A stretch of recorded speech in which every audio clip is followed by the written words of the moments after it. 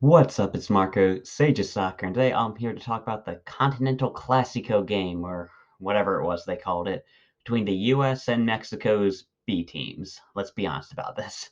And yeah, you could tell it was a game between two teams that really didn't care that much. I think Mexico did play very well. They had a lot of good opportunities, good movement.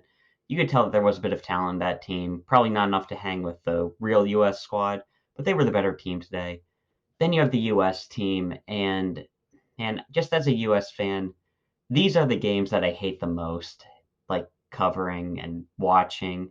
Games where we have a good amount of players who are never going to offer anything to the real team, getting chances again and again. And I'm sorry to say it like that, but I can't deal with watching these games over and over again. Watching Sean Johnson in goal, Walker Zimmerman and Aaron Long at the back, DeAndre Yedlin, Kellyn Acosta, Jordan Morris, all of them come into this team, and they're not going to offer anything to them. Walker Zimmerman's the best of those players, and he was a liability at the World Cup. He was the worst consistent starter for us, who was holding us back. We looked at our best when we put Cameron Carter-Vickers in for him. And these guys are at their best right now. They're never going to improve. And we just have to play them again and again and again, and it's never going to offer us anything. And like, that's not to say they're terrible or anything. I don't have anything against Sean Johnson. Some of them were playing pretty well. Jordan Morris had a deflected cross that ended up being an assist. Like, Aaron Long was fine defensively. He was at fault for the goal, but he wasn't terrible. He's not like an awful player or anything. But when you look at the rest of it, like, did we gain anything by playing them instead of, let's say, starting Caleb Wiley on the left, putting DeAndre Yedlin on the right, or putting Sergino Dest on the right instead of DeAndre Yedlin? Would we have lost anything if we put Wiley in there?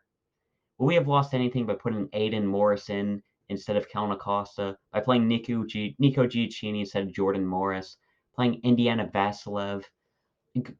Was there anything that we gained from playing those guys instead of, talented players? Because, like, okay, we got a draw.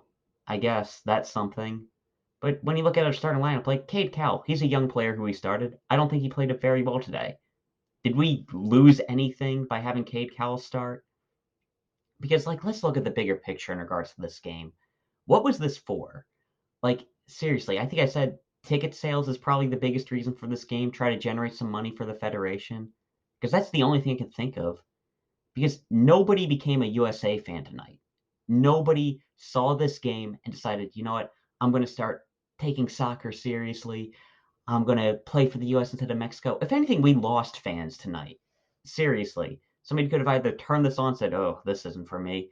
Or maybe they say, oh, this is the US squad. Oh, this Mexico team's looking really fun. I think if I could play for either of them, I'm going to play for Mexico.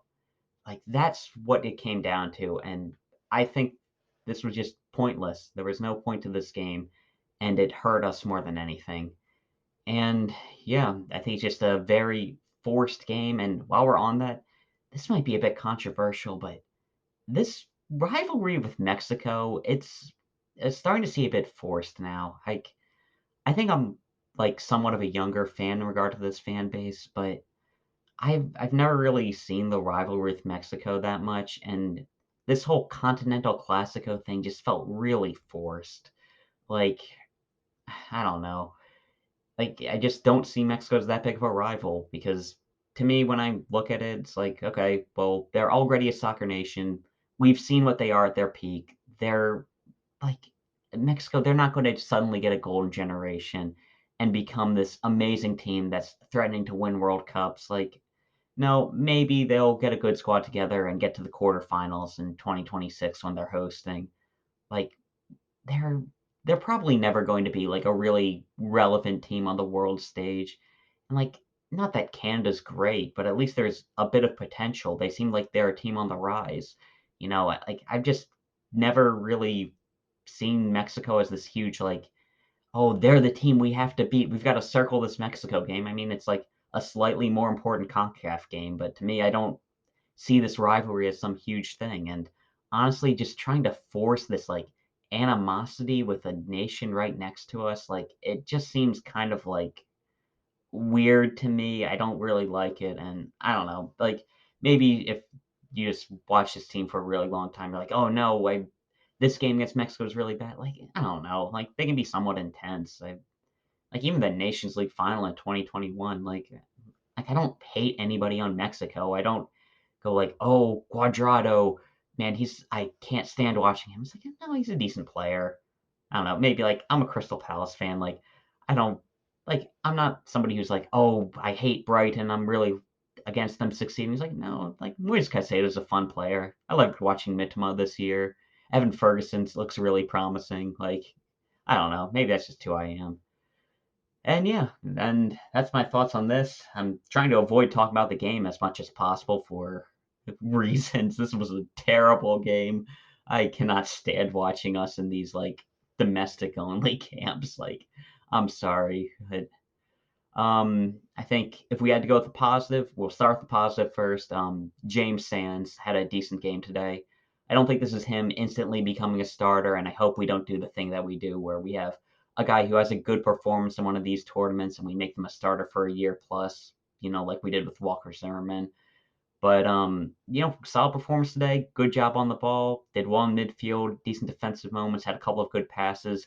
Not a perfect performance by any means, but I think he's definitely a better player than Kellyn Acosta. He's been a better player than Kellyn Acosta. Going back to the World Cup, I said if we need somebody to start in that backup six if Tyler Adams gets injured, I'd rather have it be James Sands than Kellyn Acosta, who had a terrible giveaway, which just gifted Mexico the goal today. But yeah, I think Sands was the positive today, and probably the only positive. I guess Alan Senora did decent off the bench, but yeah, that's about it. I think we had a couple of players who were mixed today. Like, I don't think there are too many terrible performances. Maybe Kellyn Acosta, but it's just like DeAndre Yedlin, decent defensively, got to show off his athleticism. He's not going to be anything. Zimmerman, couple good defensive moments, didn't offer anything on the ball. And Sergino Dest was hit or miss today. He had a good run on the counterattacking goal, but he was, I think, in a game like this where the level of quality of the teams around us just isn't as high as what Dest is used to. I was hoping he'd put together a better performance, but no, he's still a bit shaky defensively. Didn't offer too much in attack aside from that one run. And I don't know, it's just I think Dest is in a rough spot in his career right now, and he's going to have to figure something out next year. And I'd say at the current moment, Joe Scally's passed him on my depth chart personally.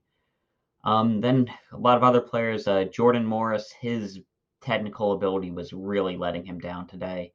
He did. I don't know if they'll give it as an assist. He had the cross that supplied the goal today, but he had a lot of moments where he was getting free in transition, and he just was taking too heavy of a touch. He wasn't making a good decision, and it just showed that Jordan Morris isn't good enough for this team moving forward, and he he shouldn't be called back. He was on a good run in the MLS.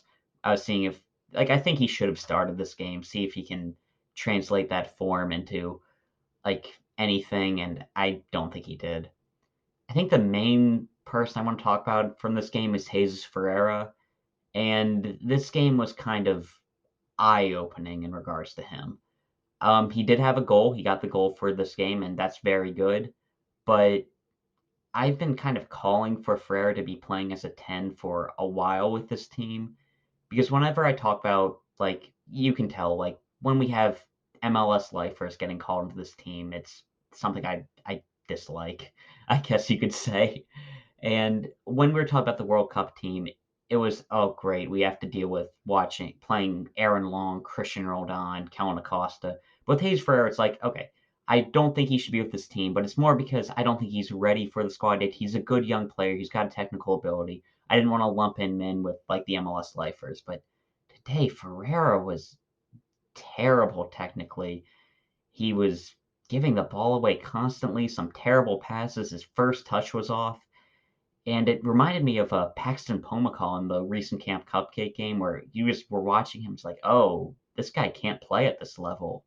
He's just kind of doesn't have the talent to keep up with the rest of the guys. And he got the goal, good job there. But as a striker, his strength had always been his technical ability. And in a game where he was called upon to showcase that, it let him down big time. And I think when I'm looking at Hayes Ferreira now, like, you can't call him into this team.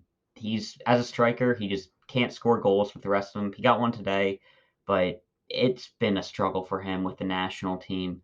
Like even opposed to guys like Josh Sargent and Taji Wright, he's Ricardo Pepi. He's a big step below them.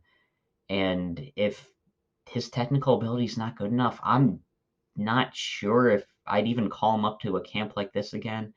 Just to because I'm not sure if he has much potential now because performances like that, it was awful today. Like if you didn't get to watch the game, like his first touch was letting him down so much. He was giving the ball away. He wasn't capable of playing the number 10 position, and he's not a number 9 in my opinion. I don't think he's a good enough finisher. I don't think he has the physical profile. Not that you really need it. I mean, we just saw Julian Alvarez lead the line for Argentina as they won the World Cup, but he's not Julian Alvarez. Like, I'm really concerned about Jesus Ferreira, and I would not call him back to the team, honestly, probably until he moves abroad and starts to prove himself at a higher level. Because right now, when I look at him, it's just kind of like a flavor of the month MLS striker. Like I don't think he deserves to get called back into this team anytime soon. It was really disappointing today. And yeah, that's really all I've talked about with this game. I mean, James Sands had a good performance, but I think that's the only thing you can take away. Even some substitutes who I was looking forward to. Matt Miazga didn't play well.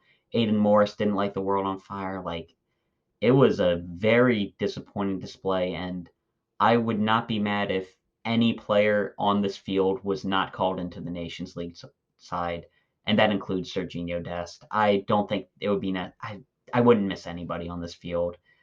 I think that it's going to be really hard for me to cover the Gold Cup this year because, like, I don't know. Like I do a lot of scouting for younger players.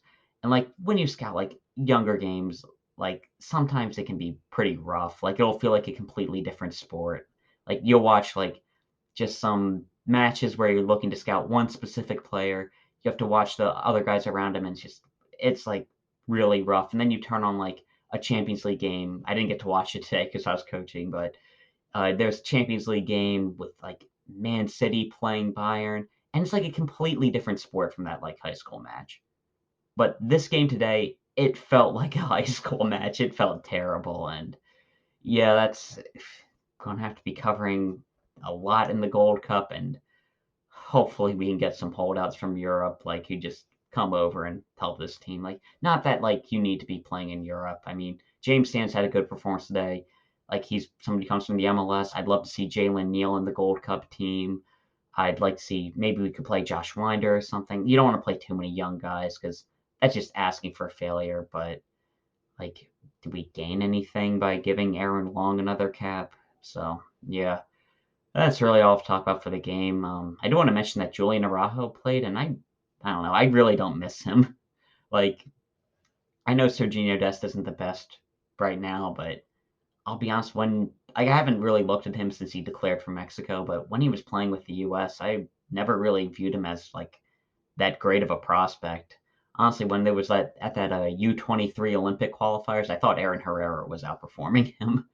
Like Mexico, they were playing better than us today, but I don't think Araujo was part of that.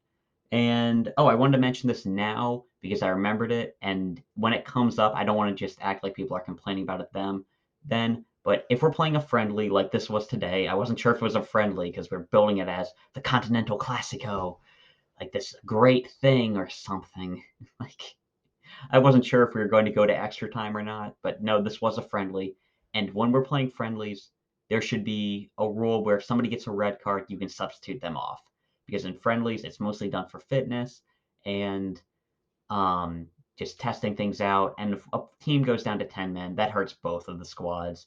So just specifically in friendlies, I think that if a team gets a red card, they should be allowed to substitute that player off and keep 11 men on the field. Personal opinion, I'm bringing it up now because I really don't care about this game enough. And if you're watching till the end, like, just listen to that. Like, yeah, man, that's really all I've talked about. I mean, James Sands looked pretty good. Hopefully, we can bring him into the next camp. Hopefully, he's past Kellyn Acosta on the depth chart. And I think that is literally it for positives we can take from this game. And that's all I've got to talk about. See ya.